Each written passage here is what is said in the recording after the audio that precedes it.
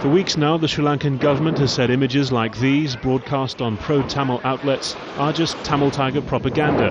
For weeks it's denied accusations that its armed forces have been using heavy artillery or air power in their self-designated no-fire zone, where tens of thousands of civilians and the last remaining rebels had clustered. But now that appears to have changed as a result of these United Nations satellite images. UNOSAT says these pictures show craters which were formed inside the zone between the 15th of March and the 19th of April, the day before the army breached earthen defences and civilians started to pour out. A senior UNOSAT official says the accuracy involved would have required air power. Now, a senior foreign ministry official tells Al Jazeera that the government has indeed bombed its self-declared no-fire zone from the air, but that it was weeks ago and the targets were the rebels' heavy guns, well away from civilian areas. As long as the retaliation is proportionate, it is perfectly legitimate. And what we did exactly was located these guns and retaliated against those guns. But I would challenge anybody to say that these shell holes were created once the civilians moved into this area and it became occupied by the civilians. That's a very different line from the one that was being maintained at the time UNOSAT says the bombing craters were being made. The categorical position has always been that this is a no-fire zone that we have declared, and we will not fire into that no-fire zone. There is no shelling. We demarcated this safe zone for the safety of the civilians. There is no shelling taking place in that area. The Sri Lankan government says these images from pro-Tamil sources, reportedly showing a recent aerial bombardment, are spliced together and misleading. Nonetheless, these latest comments appear to confirm that the Sri Lankan military has, despite repeated denials, fired into an area where it says the Tamil Tigers have been using civilians as human shields. Many of those who have managed to get out say the rebels were indeed holding them against their will and fired on them to prevent their escape. As more details emerge from the last bloody weeks of this long civil war, the charges against both sides are mounting. Harry Fawcett, Al Jazeera. Palitha Kahuna is the Permanent Secretary of Sri Lanka's Foreign Affairs Ministry. We'll speak to him live in just a few moments, but first, here's what he told me 2 weeks ago when I asked him about the reports that the military was attacking inside its no-fire zone.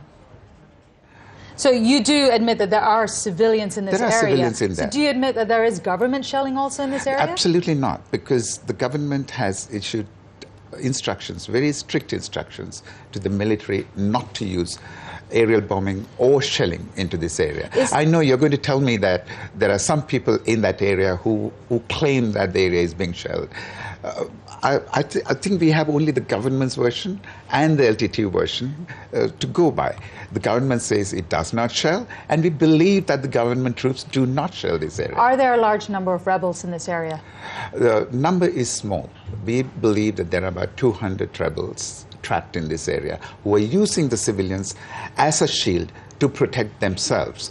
The government does not shell this area because we know that the area is full of our people, our civilians. And we have no need to sell this area for the simple reason the fruit is about to fall into our hands after 25 years of fighting. So why should we create volunteers? Why should we create sympathizers for the other side by shelling this area? And Dr. Kahuna now joins us again on the phone from Colombo. Dr. Kahuna, I believe you've been listening to those sound bites there, some of them denying the shelling. Although just a few hours ago you said that the government had retaliated to the Tamil Tigers and taken them out using proportionate force. So there has been firepower in the safe zone. Now, Gabriela, you've got to get a timeline onto those statements. What I said earlier was accurate. The government at the time was not shelling, and what I said today is also accurate. We do not shell this area. But previously, when the LTT did possess those guns or fight those guns in that area, we took them out. But that's you need to get a timeline on this. This no-fire zone has now existed for about 2 months.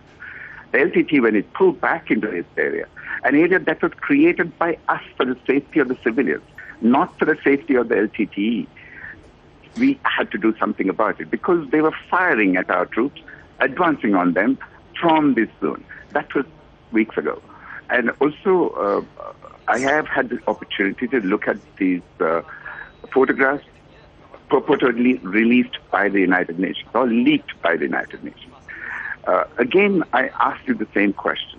Do we know exactly when these shell holes were created? What created these shell holes? How big are they? I think it's important to determine all this. The government will determine this not for any other reason, but to disprove the claim that the government had actually been responsible for most of these shell holes. Dr. Kahuna, I'm glad you've taken a look at those UN satellite pictures. Now, the head of the Rapid Mapping Unit has told us that the craters were caused by airstrikes, most likely. The dates were between the 15th of March, with the latest crater on the 19th of April, and the satellite technology used to accurately pinpoint date and location. So, as far as the UN is concerned, there has been shelling in that area, and the government, who's made many conflicting reports, just keeps denying this.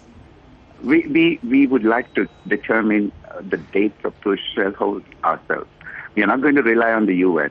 We are not exactly certain what sort of skills or expertise the UN has to decide that a particular shell hole was made on a particular day. I think that's remarkable. That type of skill is remarkable, especially when you're looking at a satellite photo. We will examine these photos ourselves, and we will let the world know what the truth is. And also another point that comes to my mind at this, please bear with me for a second. Why on earth is the UN spying on a member state? We are a member of the United Nations. We have made a statement, categoric statement to the United Nations and the world. And why is the United Nations engaging in a spying mission on Sri Lanka? I don't think it is doing that. Whoever is doing it is using the United Nations cover to bring discredit to the government of Sri Lanka. Maybe the UN is just as confused as we are. So are you accusing the UN of being a spy? I'm not accusing the UN, but I believe that someone or some groups are using the UN as a cover to bring discredit to a member state. We are an equal member of the United Nations, like any one of the other 193 members. This is a very frightening prospect. The UN going around the world spying on its member states just to build up cases. If you have nothing to hide, why are you so concerned about this? No, I think it is a worrying tendency, because this is an organization of which there are 193 members, big, small, very small.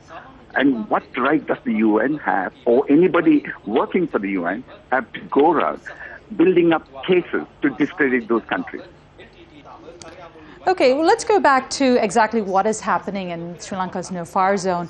You are denying, or are you denying, that there has been any kind of artillery fire since February 12th, since it was declared a safe zone? As I said in the morning, Gabriela, this is an area that has been contested by the Tamil Tigers and the government for the last 13 or 14 years.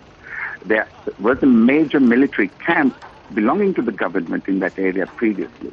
Fighting had been intense. Artillery, tank fire, etc. took place on an incessant basis. That is why we would like to decide for ourselves by using our experts as to when those shell holes were created on the ground. We do not believe that they were caused in recent times. Well, Dr. Palitha Kahuna, thanks very much for talking to us again.